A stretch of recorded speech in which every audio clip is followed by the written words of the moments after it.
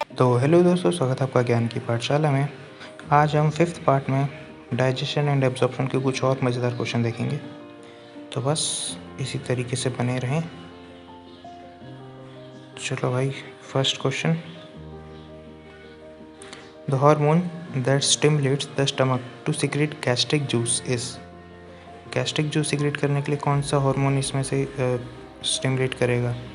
पहला गैस्ट्रिन, दूसरा रेनिन, तीसरा एंटेरोकाइनेस और फोर्थ ऑप्शन है एंट्रोगेस्ट्रॉन। तो देखो, इसमें इसको स्टार्ट करने वाले का भी नाम है, एंड करने वाले का नाम है ना। गैस्ट्रिन जो होता है वो ये गैस्ट्रिक जूस की सिक्रेशन को स्टार्ट करता है, और एंटेरोगेस्ट्रॉन ये करता है इनहिबिट गैस्ट्रिक जूस की सिक्रेशन को भी और स्टमक की मूवमेंट को भी। तो इसका करेक्ट आंसर ए हो जाएगा। गैस्ट्रिन हार्मोन डाइजेस्टिव जूस की सिक्रेशन को इंक्रीज़ करता है, या यूँ कह सकते हैं कि वो उसको स्टिमुलेट करता है। नेक्स्ट क्वेश्चन, ये तो पता ही होगा। Galactose is composed of glucose fructose, glucose galactose या फ्रक्टोज गैलेक्टोज। तो इसका करेक्ट आंसर हो जाएगा glucose and galactose, option number C. Lactose को ग्लूकोज गैलेक्टोज हो गया। ग्लूकोज प्लस फ्रक्टोज ये होता है सुक्रोज। तो ग्लूकोज प्लस गैलेक्टोज ये तो हो गया लैक्टोज, और ग्लूकोज प्लस ग्लूकोज ये हो गया माल्टोज। फिर next question, invertebrates lacteal are found in. तो लैक्टियल आपको क्या लगता है कहाँ पे होगी? लैक्टियल प्रेजेंट होती है हमारी जो विलाई होती है स्मॉल इंटेस्टाइन की, उसके अंदर हमारी ब्लड वेसल्स होती हैं, लैक्टियल होती है। लैक्टियल का काम क्या होता है? सिंपली वो क्या करती है, जो हमारी फ़ैट के जो छोटे छोटे मॉलिक्यूल्स हैं, है ना, जो हमने पिछली वीडियो में बात करी थी इमल्सिफिकेशन ऑफ फैट। तो इमल्सिफिकेशन ऑफ फैट के बाद जो फैट के छोटे छोटे मॉलिक्यूल्स बने, उन मॉलिक्यूल्स को एब्जॉर्ब करती है लैक्टियल। तो इसका करेक्ट आंसर क्या हो जाएगा? इलियम, क्योंकि इस्चियम जो होता है वो तो इसमें होता नहीं भाई। ईसोफेगस थोड़ी है स्मॉल इंटेस्टाइन में, और ईयर ये तो बहुत दूर पड़ गया। करेक्ट आंसर हो जाएगा इसका इलियम, है ना, ड्यूडेनम, जेजुनम, इलियम, क्योंकि इसमें जो फैट के छोटे छोटे मॉलिक्यूल्स हैं जिनको काइलोमाइक्रोन बोलते हैं, उनको ये क्या करते हैं, एब्जॉर्ब कर लेते हैं।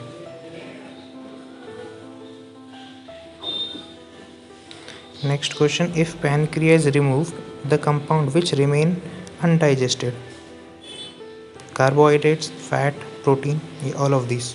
इसका करेक्ट आंसर क्या होगा?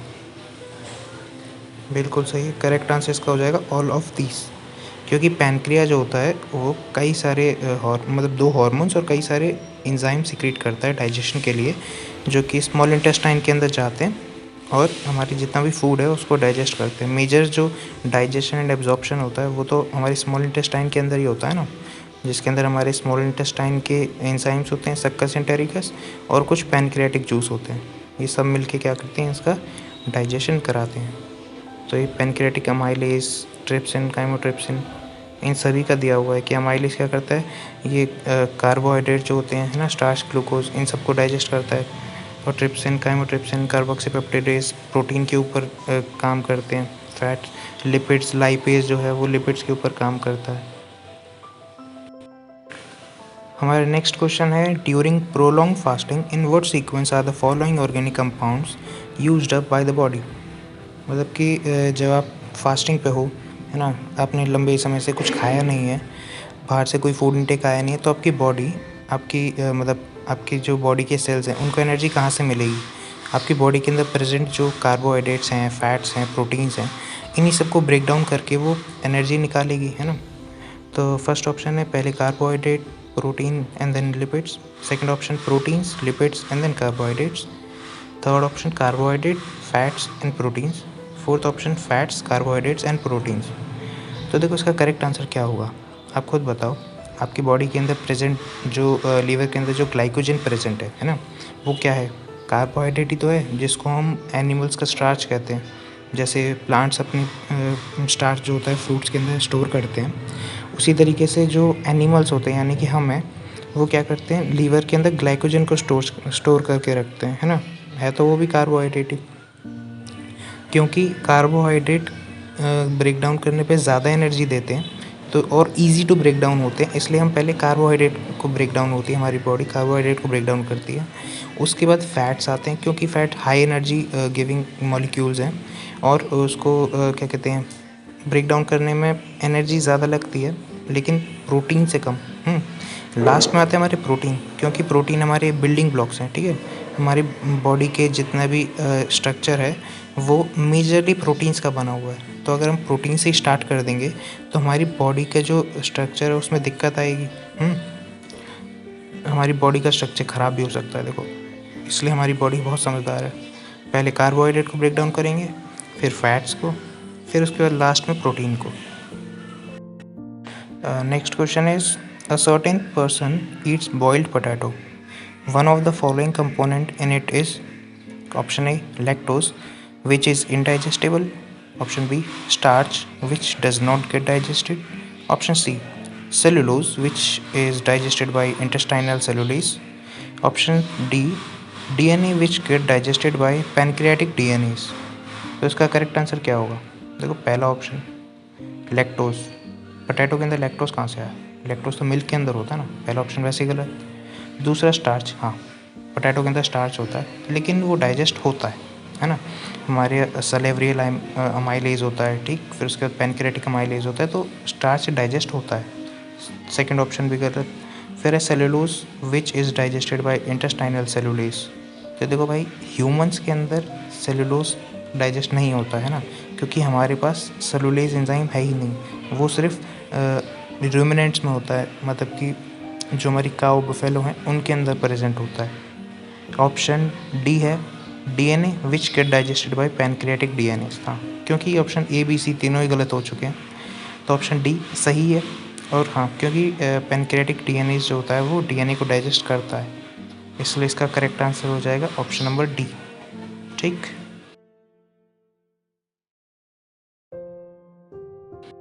नेक्स्ट क्वेश्चन है विच one of the following is the correct matching of a vitamin, it's nature and it's deficiency disease. ठीक, तो मतलब सबसे पहले विटामिन के बारे में बताना है, फिर बताना है कि उसमें मतलब जो विटामिन है फैट सोल्यूबल है, वाटर सोल्यूबल है, मतलब उसका नेचर क्या है, फिर उसकी डेफिशिएंसी डिजीज़, इन तीनों को आपको मैच करना है। तो पहला तो हो गया vitamin A fat soluble night blindness, vitamin K fat soluble beri, vitamin A fat soluble beri, vitamin K water soluble पेलिग्रा।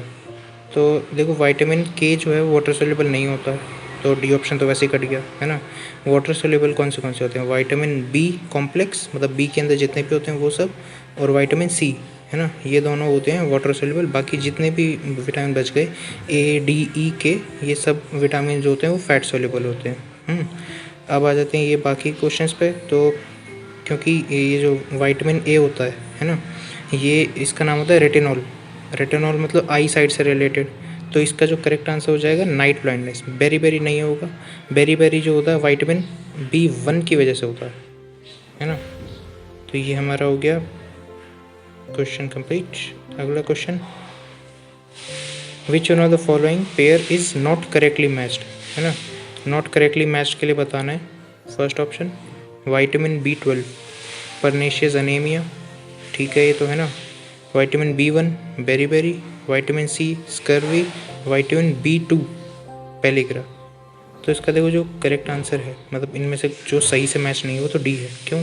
क्योंकि विटामिन B12 किसको कहते हैं? साइनोकोबालामिन, है ना। ये क्या करता है, जब विटामिन B12 की डेफिशिएंसी हो जाती है तो हमारा जो आयरन का एब्जॉर्प्शन है वो कम हो जाता है, और इसलिए इसको कहते हैं परनीशियस अनीमिया, है ना। आयरन कम हो जाएगा तो हीमोग्लोबिन कम बनेगा, तो इसलिए इसका नाम है परनीशियस अनीमिया। फिर विटामिन B1 बेरी हो गया इसका, है ना। Vitamin C scurvy, vitamin C क्या होता है? स्कॉर्बिक एसिड होता है ना, जो कि हमारी जो बक्कल कैविटी है, टूथ जो है हमारी, उसको उसके अंदर ये जो हमारी गम्स हैं उसमें दिक्कत करता है, तो उसको हम कहते हैं स्कर्वी। फिर पेलिग्रा जो कि होता है विटामिन B3, नियासिन की बात करी थी हमने, है ना, B3 की वजह से होता है। और बेरी जो है विटामिन B1 है। चलिए नेक्स्ट सवाल पे चलते हैं। ये रहा, stool of a person contain whitish grey colour due to malfunctioning of which type of organ. है ना। अब पैनक्रिया, किडनी, स्प्लीन और लीवर, इसमें से किसकी मतलब ये सिक्रीशन में दिक्कत हो रही है या किससे माल फंक्शनिंग की वजह से जो स्टूल है वो ग्रेश कलर का हो रहा है, येलो कलर का नहीं आ रहा है। इसमें बात आ जाती है लीवर की। लीवर जो एंजाइम सिक्रीट करता है या जो पिगमेंट सिक्रीट करता है ना, उसके जो सिक्रीशन में जो पिगमेंट्स होते हैं बिलीरुबिन, बिलीवर्डिन, ये मतलब बिलीरुबिन, बिलीवर्डिन क्या होते हैं, पहले ब्रेक डाउन होते हैं किसमें, यूरोबिलिनोजन और स्टीरियोबिलिनोजन में, है ना, जो कि येलोइश ब्राउन कलर दे देता है हमारे स्टूल को। लेकिन जब इसकी डेफिशिएंसी हो जाएगी, मतलब इसके माल फंक्शन की वजह से जब सफिशिएंट बिलीरुबिन ये नहीं बन रहा होगा या ये ब्रेक डाउन नहीं हो रहा होगा, तब फिर जो कलर है येलोइश कलर वो अपीयर नहीं होगा, इसकी जगह पे वाइटिश कलर अपीयर होगा।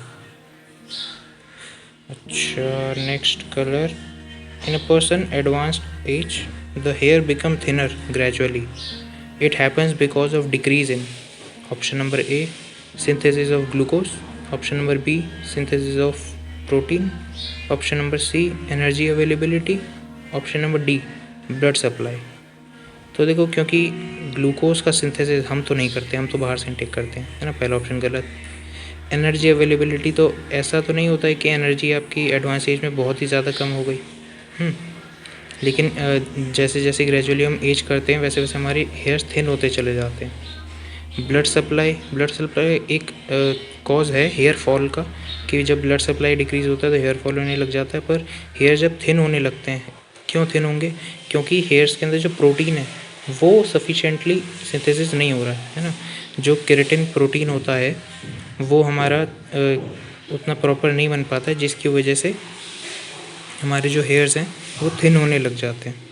और यही जैसे हम एज करते हैं तो मेटाबॉलिज्म हमारा डिक्रीज़ होता है और जो हमारा प्रोटीन का सिंथेसिस है वो भी डिक्रीज़ हो जाता है इसके साथ। ठीक, फिर ये वही क्वेश्चन जो थोड़ी देर पहले करा था हमने, which of the following is mismatched, vitamin K beriberi, vitamin D rickets, vitamin C scurvy, vitamin A xerophthalmia. तो देखो, विटामिन ए के बारे में थोड़ी देर पहले पढ़ के आए कि ज़ीरोप्थैल्मिया मतलब कि आपकी आई साइड से रिलेटेड, और विटामिन ए वो भी आई साइड से रिलेटेड होता है, क्योंकि उसका नाम क्या है, रेटिनॉल।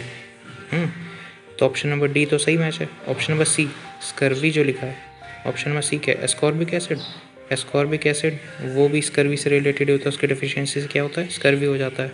विटामिन डी क्या होता है, कैल्सीफेरॉल, मतलब कि विटामिन डी हमारे जो बोन्स होती हैं, हमारे जो टूथ्स हैं, बोन्स हैं ना, इन सब को मतलब इन सब के अंदर कैल्शियम मेंटेन करने का काम करता है, इनकी स्ट्रेंथ बनाने का काम करता है।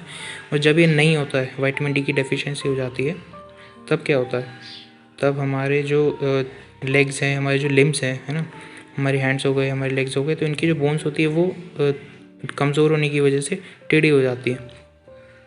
इसी चीज़ को हम रिकेट्स कहते हैं, वीकनिंग ऑफ बोन्स, है ना। फिर आता है विटामिन के बेरीबेरी, ये तो वैसे ही गलत हो गया, विटामिन B1 था ना बेरीबेरी। तो विटामिन के क्या है, एंटी हीमोरेजिक फैक्टर में भी काम आता है, मतलब जब ब्लड क्लॉटिंग वगैरह जब होती है उस चीज़ के लिए भी काम आता है विटामिन के, जिसकी डेफिशिएंसी की वजह से हेमरेज हो सकता है। प्रोटीन की डेफिशिएंसी का भी हमने देखा था, क्वाशरकोर डिजीज़ होता है।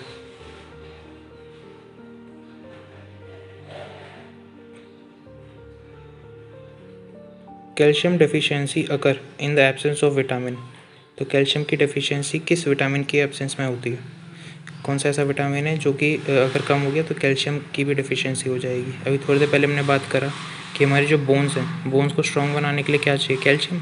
वो कैल्शियम की अगर मतलब हमारी कैल्शियम की डेफिशिएंसी हो जाती है तो बोन्स कमज़ोर हो जाएंगी। तो ये किस वजह से हुआ था, विटामिन डी की वजह से हुआ था, है ना, जिसको हम कैल्सीफेरॉल कहते हैं। एक क्वेश्चन और, which of the following pair is characterised by swollen lips, thick pigmented skin of hands and legs and irritability. तो देखो, इसका कुछ स्किन डिजीज़ है ना, स्किन डिजीज़ मतलब थियामिन बेरीबेरी, गलत ही हो गया, है ना, मतलब ये मैचिंग सही है लेकिन ये डिजीज़ नहीं है। प्रोटीन की डेफिशिएंसी से क्या होता था, प्रोटीन की डेफिशिएंसी से हमारे जो मसल्स थी वो कमज़ोर होती थी, हम ये जो छोटे छोटे बच्चे होते थे उनके अंदर रिटार्ड ग्रोथ होती थी, है ना, मेंटल ग्रोथ रिटार्ड होती थी, उनके फिजिकल ग्रोथ में दिक्कत आती थी, पर स्किन से रिलेटेड नहीं था। फिर है निकोटिनामाइड पेलिग्रा। अब निकोटिनामाइड क्या है? विटामिन B3, निकोटीन है ना, विटामिन B3 है, और इसका पेलिग्रा मैच भी सही है। और क्योंकि पेलिग्रा जो होता है एक स्किन डिजीज़ होता है जिसके सब कैरेक्टरिस्टिक्स हमने अभी देखे थे, swollen lips, thick pigmented skins of hand and legs and irritability. इसका करेक्ट आंसर सी हो जाएगा। फिर आयोडीन की डेफिशिएंसी क्या होता है? गोइटर होता है। डिजीज़ ये भी सही है, लेकिन ये कैरेक्टरिस्टिक उस डिजीज़ के नहीं है। इसका करेक्ट आंसर हो जाएगा आंसर नंबर सी।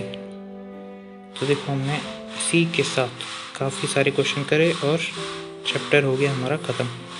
अब अगली बारी से हम करेंगे नेक्स्ट चैप्टर। तो या तो आप कमेंट करके बताओ कौन सा चैप्टर होना चाहिए जिसके क्वेश्चंस करें, नहीं तो फिर हम देख ही लेंगे। ठीक, बाय बाय।